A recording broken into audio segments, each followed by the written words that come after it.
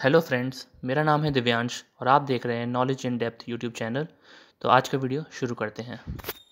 India के दोनों neighbours Pakistan और चाइना से कांस्टेंट बॉर्डर डिस्प्यूट्स चलते रहते हैं।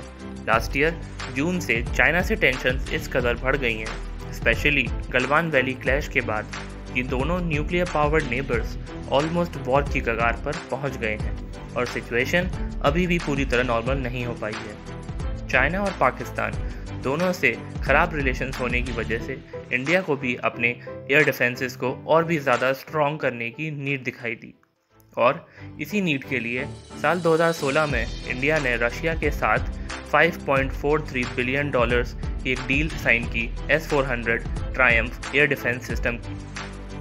डील में इंडिया ने एयर डिफेंस सिस्टम के 5 रेजिमेंट्स को प्रोक्योर करने के लिए डील साइन की थी।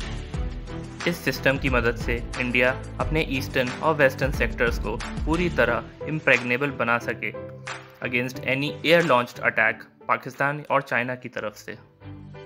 इंडिया और रशिया ने इंटर गवर्नमेंटल एग्रीमेंट के अकॉर्डिंग 5 S-400 रेजिमेंट्स का ऑर्डर प्लेस किया था, जिसे 5 अक्टूबर 2018 को फॉर्मली साइन किया गया था और इसकी पहली डिलीवरी कल से होनी भी स्टार्ट हो गई है।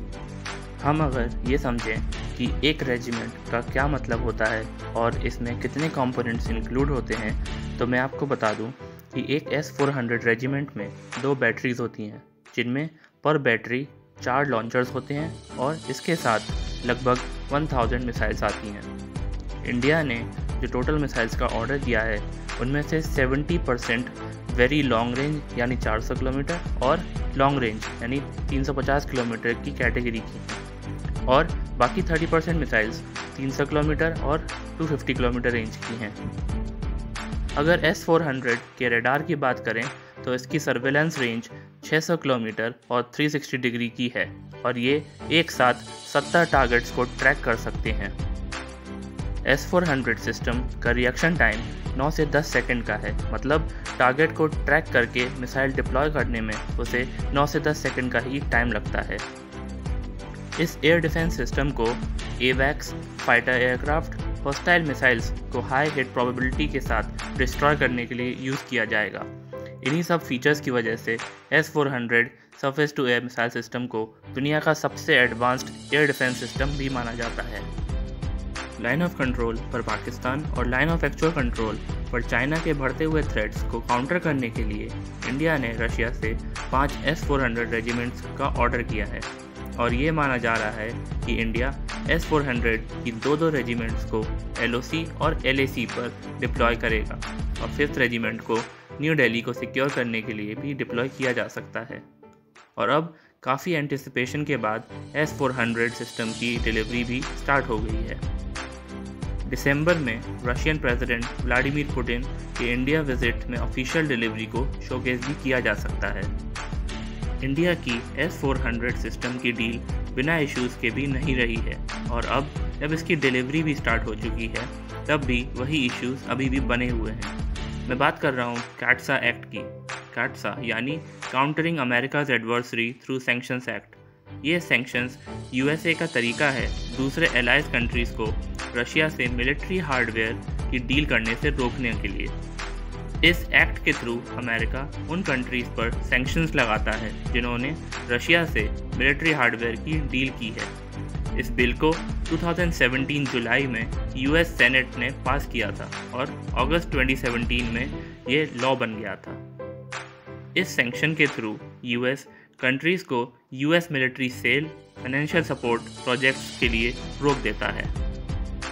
इतना ही नहीं, ऑलरेडी S-400 डील की वजह से US अपने एक नेटो एलाय टर्की को भी सैंक्शन कर चुका है और उसे अपने F-35 जॉइंट फाइटर प्रोग्राम से भी बाहर कर चुका है। चाइना को भी S-400 डील की वजह से ही कैट्सा के सामना करना पड़ा था। अब यही खतरा इंडिया पर भी मंडरा रहा है। US काफ़ी बार इंडिया को इस डील से बाहर आने या फिर सैंक्शन होने की बात भी बोल चुका है, लेकिन इंडिया ने अपनी नेशनल सिक्योरिटी का हवाला देते हुए इस डील को अभी तक कंटिन्यू रखा है। यूएस और इंडिया के मजबूत होते रिश्ते और क्वाड के सक्सेस में इंडिया की इम्पोर्टेंस को देखते हुए यूएस सेनेटर्स इंडिया को काटसा वेवर देने की भी वकालत कर चुके हैं, क्योंकि यूएस इस टाइम इंडिया पर सैंक्शंस लगाकर उसे रशिया के और क्लोज करने का रिस्क नहीं उठा सकता है। इसलिए यूएस के कुछ सेनेटर्स जैसे टेड क्रूज ने प्रेसिडेंट जो बाइडेन से इंडिया को काटसा वेवर देने के लिए सजेशन दिया है और ये वेवर 10 इयर्स तक के लिए वैलिड रखने के लिए भी सजेस्ट किया है। अब डिसाइड प्रेसिडेंट बाइडेन को करना है कि वो इंडो पैसिफिक में चाइना को काउंटर करने में मेन रोल रखने वाली इंडिया पर काटसा सैंक्शन लगाकर अपने रिलेशंस को ख़राब करना चाहते हैं या फिर काटसा से वेवर देकर इंडो यूएस रिलेशंस को और स्ट्रॉन्ग करना चाहते हैं। अभी के लिए यूएस प्रेसिडेंट ने कुछ भी डिसाइड नहीं किया है, लेकिन इंडिया को S-400 की डिलीवरी ऑलरेडी स्टार्ट कर दी गई है। अब देखने वाली बात ये होगी कि क्या यूएस इंडिया पर काटसा के थ्रू सैंक्शंस लगाता है या फिर उसे वेवर देकर इस एक्ट के प्रभाव से बचाता है। आज की वीडियो के लिए इतना ही। अगर आपको ये वीडियो अच्छी लगी तो वीडियो को लाइक करें, चैनल पर नए हैं तो चैनल को सब्सक्राइब करें और नोटिफिकेशन की बेल प्रेस कर दें।